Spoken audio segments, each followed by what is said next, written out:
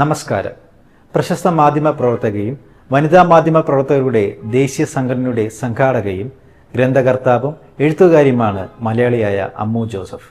അമ്മു ജോസഫിനെ കുറിച്ച് Kerala media academy നിർമ്മിച്ച ഡോക്യുഫിഷന്റെ ആദ്യ ഭാഗം കഴിഞ്ഞ ലക്കം മാധ്യമജാലകത്തിൽ സംപ്രേഷണം ചെയ്തിരുന്നു.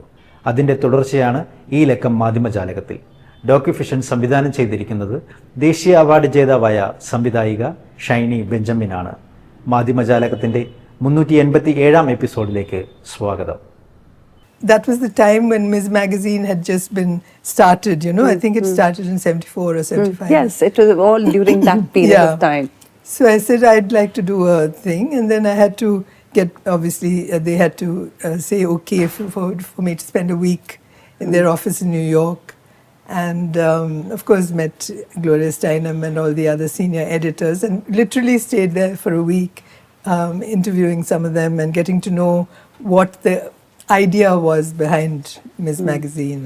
And then, of course, anyway, I worked for a few months in New York for that work experience period. And then I decided to come back to India. So I came back, and then Mrs. Ewing sweetly offered me the job of assistant editor. So she, I think, wanted somebody who would just step in and do a lot of the Eve's Weekly work for her. Okay. So that's how I became the assistant editor. And also, you know, it happened that there were two other staff who were already there when I joined. Jyoti Punwani and a person called Ratu Kamlani. I was already at Eve's Weekly when AMMU joined in 1977 as deputy editor. And at first she seemed very stern and a very different kind of person. We at Eve's were very casual and friendly. But soon I realized that that was just an exterior. She was a very warm and funny person to work with also. And the best thing about what AMMU did was that Eve's Weekly, she changed the whole magazine into a feminist magazine without, ruffling too many feathers. Like, she worked with the editor, convinced her that even the most, what we found reactionary sections of the magazine could be looked at in a different way and could be seen from a feminist perspective. So even the cooking pages became, like cooking for working women or quick recipes for mothers. So that it wasn't the old Eve's Weekly any longer after AMMU finished with it. It was really exciting time for us to do all this because there was pushback also at some level, and at the same time AMMU kept diplomatically pushing her view forward. So AMMU had this ability to get the best writers. But she also had the habit of giving them very long briefs. So we used to laugh at it because she would write down practically the entire article and tell them what to do, and then they had to go and get the blanks. Yeah, it was like very meticulous. But we found that with all this, she was a very fun-loving and humorous person. So Ammu, so you decided to quit when Ria was born, right? Yes. And you started teaching in Sophia College, the same place where you studied. And it was very relatively close to where we were living at that time. So I could literally walk there. And why did you stop teaching, Ammu? I didn't stop teaching. I didn't stop teaching. I've gone back to teaching subsequently. Sophia, you took up another assignment. Journalism job. Definitely, once a journalist, you sort always a journalist. So then I joined, when Ria was 3, I went back to work and joined Update magazine, which was a business magazine, another highly unlikely space for me to join. This is reporting, is it? No, I was hired as assistant editor for my editing skills. Then I joined another new publication called Suburbia. And I also, at that time, I went back to teaching at Sophia. And then my last job in Bombay was the Indian Post. Mr. S. Nihal Singh was the editor-in-chief. I was in awe of him from just having heard about him and his role during the emergency and everything. He was a political editor too. Yeah. You were still in Bombay, so when you started working on your first book, is it? No, so we had this idea while I was in Bombay. Then I went to Cambridge, and then I came back and moved to Bangalore. Why did you decide to move to Bangalore? You didn't want to remain in Bombay? Was not- you Yeah, didn't so like- I had decided to kind of opt out and do independent journalism, and I also was not happy with conventional schools, so I wanted the main reason actually old why was we she? How old? she was 7. Okay. So the main reason I moved to Bangalore was to put her in Valley School. Rishi Valley School. Not Rishi Valley, the Valley, Valley School in School. Bangalore. Okay. And so she went to, that was the main reason, but also quality of life. I thought, all this commuting and stuff, and so we'll move here. That's how you moved to Bangalore.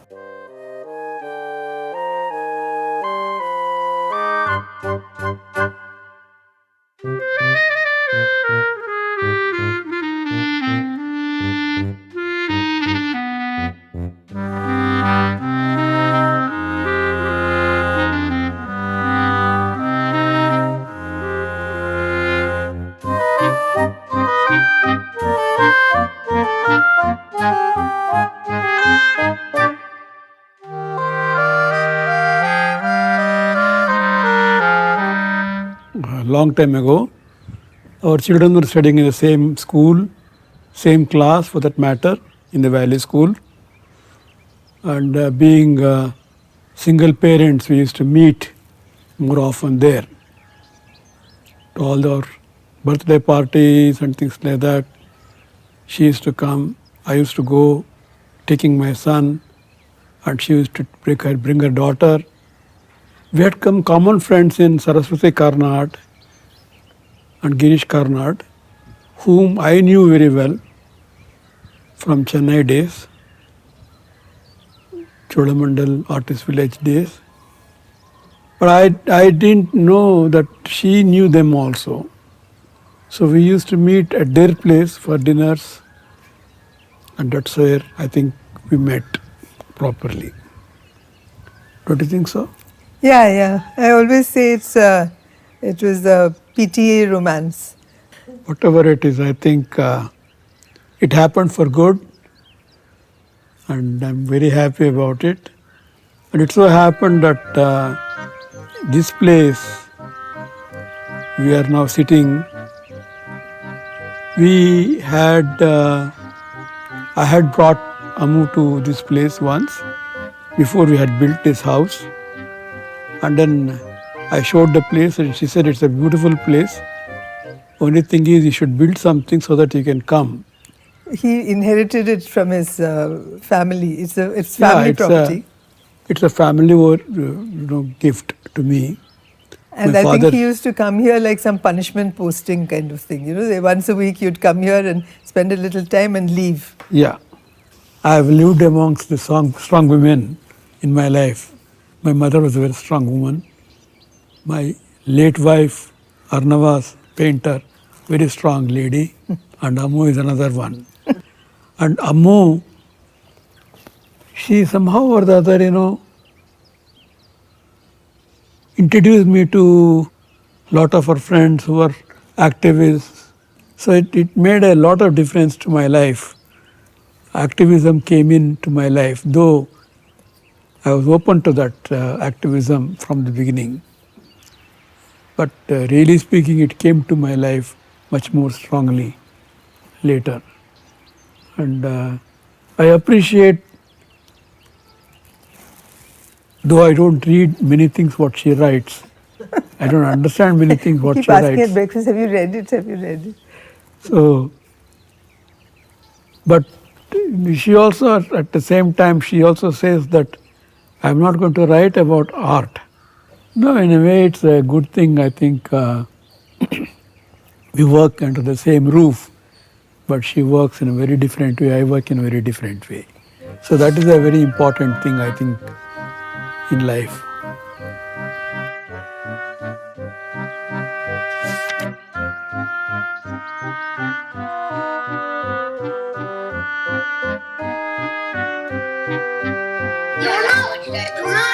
Duna's PYP4 class was paired up with MYP4. Yeah. Okay. And my PYP1 class was paired up with MYP1. Ah. And my partner's name was Vigo. Oh. And he was really funny. And where's he from? Somewhere in southern Africa. Oh, Where did you say which one? he's actually South Africa or Southern Oh, Africa? yeah, it must be South Africa. Yeah. But did you know somewhere in southern Africa, if you do Oh, you're wearing your India flag. yeah, so we had to go. We You, were grouped with other Drona, just teams. both of you just hold it up once more. 'Cause they didn't get. Yeah. Yeah. So did you order the dress, by the way? That's another thing. I'm feeling very put upon in general, but I was trying to talk to them about the dress that I had actually been able to try again and Yeah, and yeah. wanting and that In acting for the past 2 days. Also all day. yesterday, and I changed clothes 3 times yesterday and twice today. Oh wow! You can imagine how happy that makes me. I know. Today we went to the press club with network friends, and so it's now somebody was saying, one of the crew was saying that now you've become an actress, walking this way, walking that way.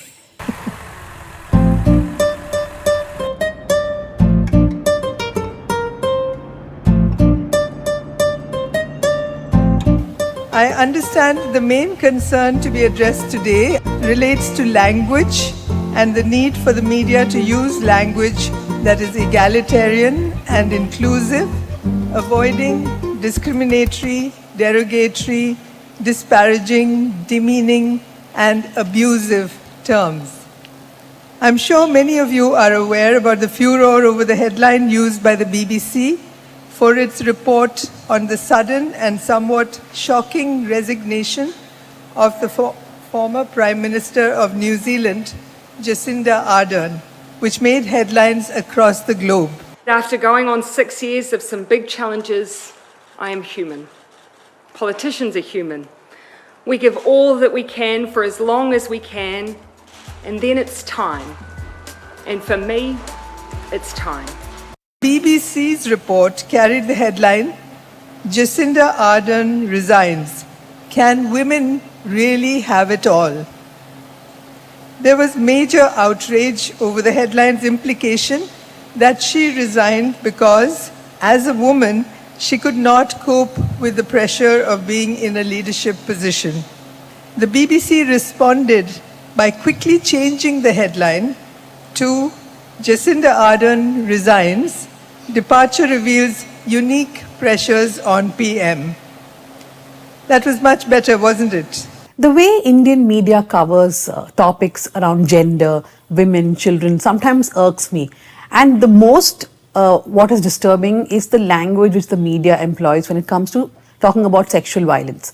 NWMI and especially people like AMMU Joseph have worked for many years to make the media understand that this kind of language is just not okay.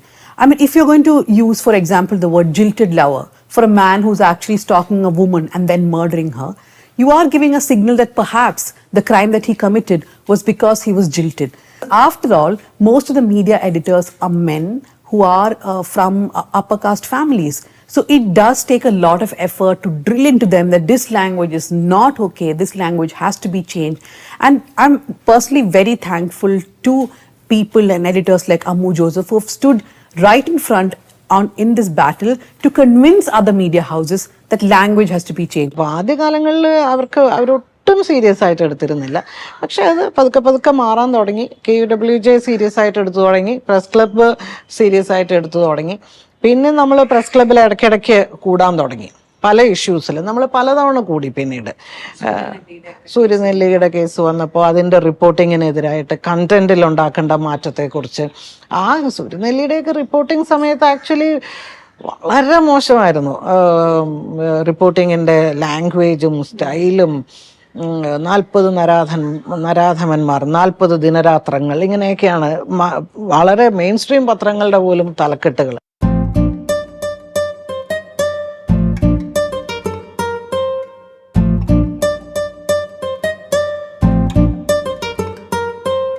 As as a student of journalism in the 90s, in the early 90s, the Mammu's book, Whose News, was a real eye-opener for us. It was our professor, Dr. Keval Kumar, who was working in Pune University as professor of communication, who insisted that all of us who were very keen on gender rights and women's issues must read this book that had just come out then. Let me just read a little paragraph from the book that really made an impression on the way news about women were written about in the media in those days. Media attention was drawn to dowry deaths in 1978-79 when there were reports of an increasing number of deaths of young brides in kitchen accidents. There was one particular gory accident, that was of Kanjan Shashi Bala. So the book goes on to say, her mother Satyarani tracked down women's groups after reading about the demonstration in the press. These incidents marked the beginning of a change in media coverage of this issue, which till then had consisted of small items routinely reporting these deaths on the city page. And I think you were reading from that you're holding the new edition, but that particular section that you read is from the original yes, version. This is the book I have with me, Ammu. Yeah. The second edition, we have updated every single chapter. But first of all, I must say that it's a book written by both me and Kalpana Sharma. Reviewers were saying it's a very novel methodology. We didn't even know it was a methodology. We just instinctively, from our knowledge of how media works, we just came up with this way of looking at coverage of women's issues in the media. But when you began writing the book, Ammu, were there any topics that you decided you wanted to cover? Was it just a happy serendipity that you... No. It was very well chosen, where we thought to ourselves, what are, in this 10-year period that we are covering, what are the various issues that the media really took up in some ways. So one was this dowry deaths in the late 70s. Then another was rape, partly because the women's movement was born, the contemporary women's movement was sort of born with the Mathura rape case, protests against that. And then there was what we call sex selection now, and in those days used to be called female feticide. So that was one. And then there was the big Sati incidents with Roop Kanwar. And then the final one was Shabanu. So these were 5 issues that were covered in the media. We thought, let's see how they covered it and what's good, bad. And the language, the content, the place it was done, the picture, whether the headline. Whether there were editorials or not, whether, you know, all those kinds of things. So because all those things indicate how seriously the decision makers, because the reporters might be reporting, but the decision makers in the media, you know, the fact that they take it seriously comes out when there's an editorial page article, you know, all that. So when you look back after 30 years, do you find there has been a solid change in the way women themselves view the news, the newsmakers, and the language, the content, the way the importance is given? What is your take on that? I think now you can see that there's you know, there are many reporters, both mainly women, but also many men who have a perspective on these issues and know, first of all, correct language. I think we are much more conscious of, you know, what is politically correct and what is not, and things like that.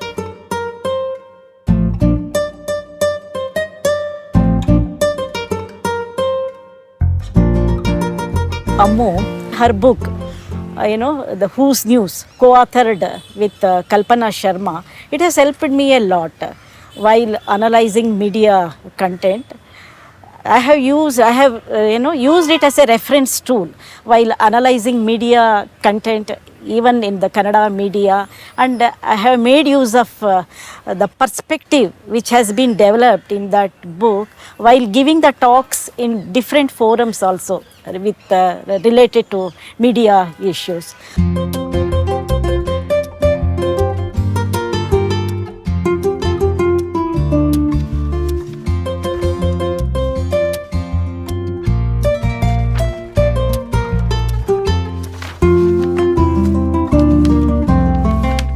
Ammu Joseph was my professor at college, at the Asian College of Journalism. She taught me, she took one module on gender and media studies. It was a very short course, but I think what really struck me was the way she brought up issues, not just current affairs, but also the impact of gender in the news and the media over the longer course of time. So everything she taught us was had immediate impact, as well as it was something that would give you a greater perspective into how the media worked, how women were viewed in the media, how journalists also viewed the media.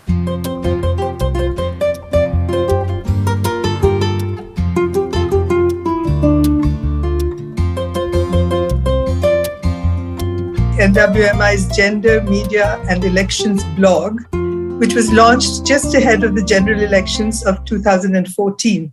The original idea was to have a space where media coverage of elections could be examined through a gender lens.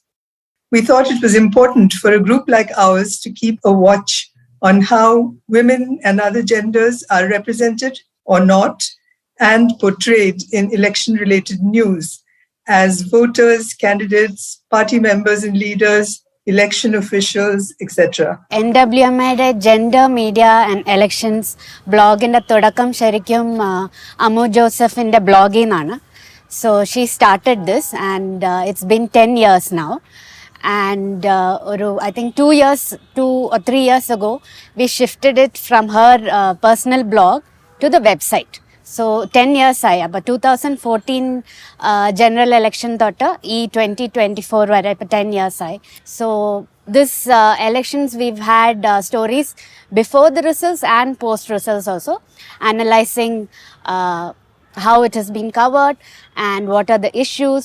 So that way I think it's an important initiative, and that it's been 10 years in the running is truly because of Ammu Joseph alone and her efforts.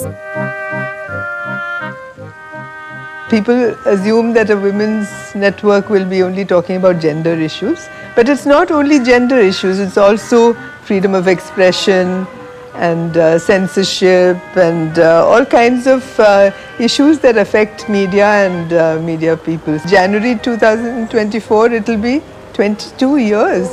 Really amazing and constantly growing.